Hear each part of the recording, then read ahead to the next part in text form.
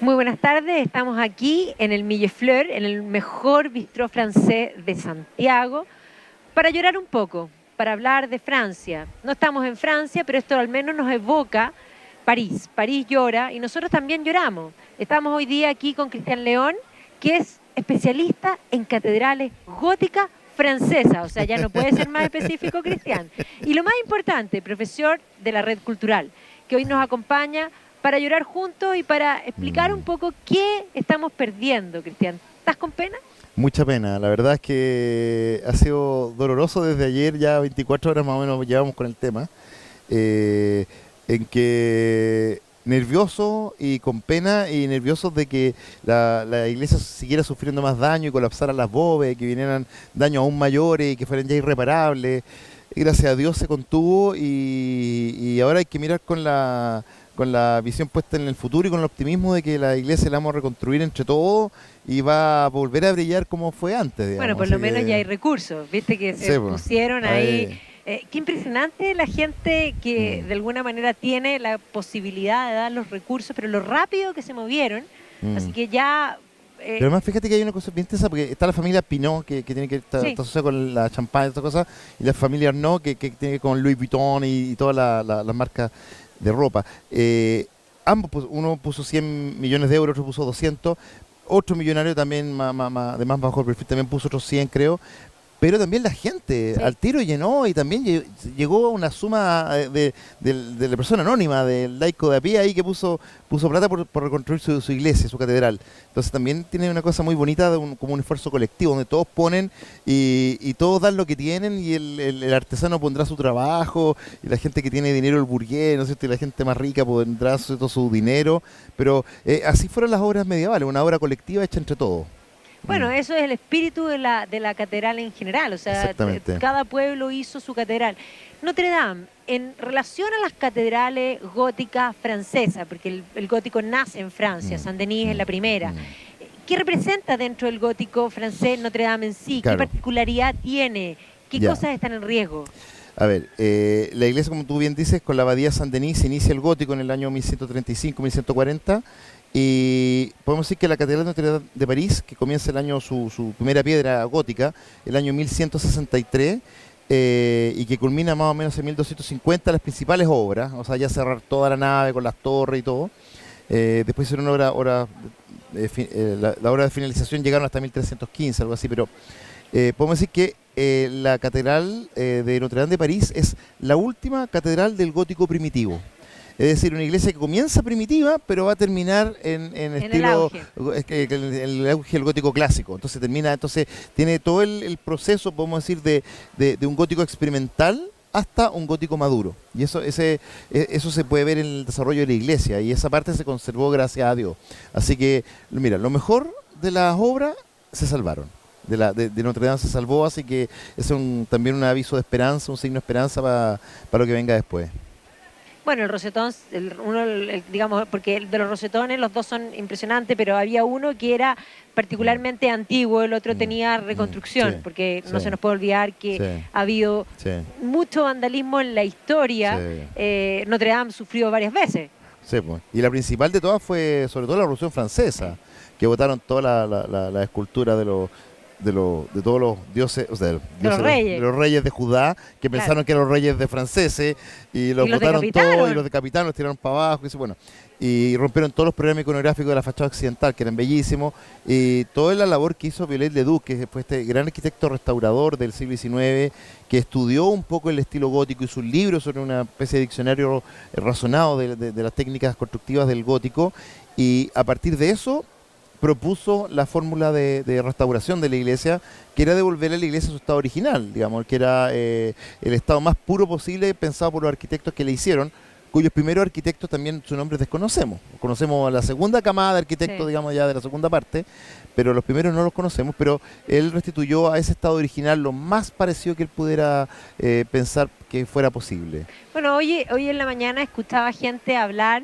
de que con este dinero recaudado en el fondo se iba a levantar nuevamente y que muchos hablaban de tal vez una idea de una reinterpretación con algo tal vez moderno, incluso lo comparaban con la idea de la pirámide del Louvre, Louvre, del que yo Imperio. venía con ataque y calambre, Sí. y un poco diciendo que ya estaba reconstituida en el siglo XIX y tal vez con una ignorancia de lo que realmente hizo Viollet Leduc y diciendo, bueno, la aguja que se cayó era nueva. Pero efectivamente Viollet Leduc fue muy cuidadoso en el estudio del gótico, y si bien es una reinterpretación romántica en el sentido que incluso eleva más el gótico, no se aleja de lo que era, o no. No, así, como tú dices, mira, la verdad es que hay tres teorías de restauración. La primera es la de Viollet-le-Duc, que se llama la teoría francesa, y que Viollet-le-Duc la propone, ¿no es cierto?, a mediados del siglo XIX, y que básicamente es restituir el edificio a su estado original, pero ni siquiera el original construido, sino el original que estaba en el pensamiento del arquitecto, en los planos, si es posible, y restituirla a ese estado. ¿Te fijas? O sea, por ejemplo, él podría haber incluso planteado hacer las agujas que nunca se construyeron. Las agujas de Notre Dame de París aparentemente llegaban hasta los 125 metros, 128 metros de altura. Hoy día la catedral tiene 167, perdón, es 67 con las torres actuales. Y alcanza los 96 metros con la aguja que se cayó de Viollet-le-Duc. La iglesia original tenía una aguja que la batieron los revolucionarios franceses, la desmontaron, y lo que hace Viollet-le-Duc es completar esa aguja con la información disponible. Ya, la segunda teoría de restauración es la teoría inglesa, que es de John Ruskin, que también conoce, ¿no es cierto?, que es de finales del siglo XIX, de 1890 aproximadamente, y que básicamente exalta el valor de la ruina. Es decir, el edificio lo que debe hacer es consolidar sus partes para que no se siga destruyendo, pero no poner elementos nuevos a la obra, sino que simplemente consolidar. Y la tercera teoría, que ya es del siglo XX, que es de Cesare Brandi, que es la teoría italiana, básicamente plantea que el edificio debe reconstruirse hasta unidades de sentido, es decir, que las partes del edificio sean reconocibles entre sí, que uno entienda que básicamente aquí había una torre o había algo así, y si falta una pieza de las originales, se utiliza una pieza nueva y se indica que es una pieza nueva. Básicamente con un cambio de color, un cambio de material, algún elemento que uno permita distinguir, claro, que se note. Levemente, no es ponerla a pintarla verde, porque te fijáis en el color de la piedra comparado con una piedra azul, no, la pintan blanca, un poquito más clara, un tono más oscuro, da lo mismo, pero que se indique que esa piedra, ¿no es cierto?, no es la original. Esas son las tres, la que se usa más hoy día es la italiana, pero las tres están vigentes, depende del tipo de, por ejemplo, si tú decías, hay que restaurar la Última Cena. Chuta, unidades de sentido, o vamos a marcar la parte, no, pues hace el sistema de Viollet-le-Duc, tratar de recuperarla Lo mejor posible como era, y uno ya no distingue que es lo nuevo de lo viejo, te fijáis, pero el cuadro se entiende lo que era, antes casi no se entendía mucho. Claro. Entonces, depende de las teorías, o sea, depende de la obra, la teoría que se aplica, ese es más o menos el criterio. La Notre Dame además alberga una serie de reliquias tremendamente importantes. Si bien hoy día, en el siglo XXI, podemos tener escepticismo de que esas reliquias sean realmente lo que dicen ser, claro. Independiente de eso, son esas reliquias las que produjeron el milagro, un poco lo que pasa en Chartres, por ejemplo, que efectivamente uno dice, será el manto, claro. Pero ese manto produjo y levantó una catedral. Sí, ¿Qué reliquias tenemos en Notre Dame? Bueno, la más importante, que no era original de Notre Dame, era la corona de espinas de Cristo, que esa estaba albergada en la Sainte-Chapelle, sí. Pero después fue trasladada en la Revolución, o durante Napoleón, creo que fue trasladada, ¿no es cierto?, a Notre Dame, y ahí tenía su lugar, y eso fue lo primero que todo lo que eran reliquias propiamente tal, se sacaron inmediatamente, no sé si una especie de paño de San Luis, digamos, de los franceses, una capa, algo así. Todo eso se sacó al tiro. En el momento del incendio, todo lo que era reliquia, que las cosas valiosas para la cristiandad, se sacaron, y todas las cosas que eran de valor artístico, que eran los bienes muebles que también que se podían trasladar, se sacaron, por si venía el colapso de la catedral. Gracias a eso no sé. Ahora, tú dijiste delante el vitral del rosetón, sí, de las zonas del lado del transepto sur, digamos, que el que da hacia el río, bueno, los dos dan hacia el río, pero la que está más pegado al río, la típica de la foto, ese rosetón hoy día sufrió un poquito de daño, y están viendo si hubo daño en los vitrales, pero los vitrales hasta el momento resistieron. Así que quizás hay algunas grietas, algunos pedacitos que se hayan roto, pero en general parece que se salvó. Por lo tanto, si se restituye las partes quebradas, casi va a ser, no se va a notar Imperceptible. imperceptible. La aguja Sí. habría que hacerla nuevamente. La aguja sí. Y creo que el órgano sufrió también. Dijeron que lo están investigando porque también aparentemente parece que los daños no son tan letales, digamos, podemos decir. El órgano creo que el más grande de los franceses, ¿ah? No, y es impresionante. No sé si has tenido Sí, el privilegio, a mí me ha tocado estar un día, no sé, domingo, que hay ceremonia y suena el órgano. Y yo, no solo a mí se me pararon los pelos, sino que me puse a llorar. Sí. O sea, es una cosa No, es para llorar, sublime. sí, Ya cuando la gente habla, también escuchaba hoy día que decían, bueno, tal vez, de hecho, un sacerdote hizo un Twitter muy de los tiempos de hoy día, el siglo XXI, un poco planteando que tal vez esto era un castigo, en el fondo divino, por olvidar la religión que debe ser simple. No sé, a mí en lo personal, el gótico y el órgano y es este rito anterior, también un poco va la tónica de la carta de Benedicto XVI hoy día, un poco acusando muchos problemas de la Iglesia al concilio, a la interpretación del Concilio Vaticano II. Pero este mundo digamos, preconciliar tiene una mística muy particular. O sea, mira, yo creo que un dato que es muy relevante, hay una frase medieval que decía Ecclesiam spiritualem significat, perdón, Ecclesiam materialis significat ecclesiam spiritualem, es decir, la iglesia material es símbolo de la iglesia espiritual. Están unidos ambos, ¿te fijas? Porque el pueblo da lo mejor que tiene, o sea, lo que decíamos delante, nosotros, tú das lo mejor que tú tienes para alabar al Dios en el cual tú crees, ¿no es cierto? Y tienes cifradas toda tu esperanza, y es obvio que uno va a dar lo mejor de sí. Uno podría decir que Dios no quería ni templo, pero es el hombre el que gratuitamente, ¿no es cierto? Y porque lo siente como parte de su forma de agradecer a Dios, ¿no es cierto? Y de ensalzarlo y de alabarlo, construir, ¿no es cierto?, lo mejor que puede el hombre. Y tenemos que las catedrales góticas conformaron un manto de catedrales por toda Francia. Estamos hablando de que se levantaron en 100 años cerca de 80 catedrales, 1000 monasterios. Te fijas que se cantearon más piedras que se cantearon probablemente en el Imperio Egipcio durante 2500 años, y eso es una cifra muy interesante que citan algunos historiadores. Hace que lo que pasa ahí es que se verdaderamente cristaliza, se llega a su maduración lo que se llama la civilización cristiana occidental. Europa no se conocía como Europa, digamos, sino que era la civilización cristiana occidental y nace en torno a las catedrales, digamos. Entonces, y a la vida que despierta. Entonces, eso es innegable como valor identitario, como valor cultural y como valor patrimonial de Francia y de regalo al mundo, digamos. Por supuesto. Así que es súper valorable toda esa parte. Por supuesto. No, y bueno, Notre Dame se levantará nuevamente en el centro de París. La verdad es que es difícil imaginar un París sin la Notre Dame. O sea, sí. Yo acabo de guiar un viaje y dentro del itinerario hicimos 2 París, el París medieval, que no hay tanto, pero hay, y luego el París, podríamos decir, del Segundo Imperio, básicamente los boulevares, ¿no es cierto?, de Haussmann, ¿no es cierto?, que cambió la tónica digamos, de París. Pero el gótico, a pesar de que París se embelleció y se unificó, son las dos cosas que generalmente generaban, o tal vez uno de los puntos de mayor atracción. La Notre Dame estaba repleta de turistas.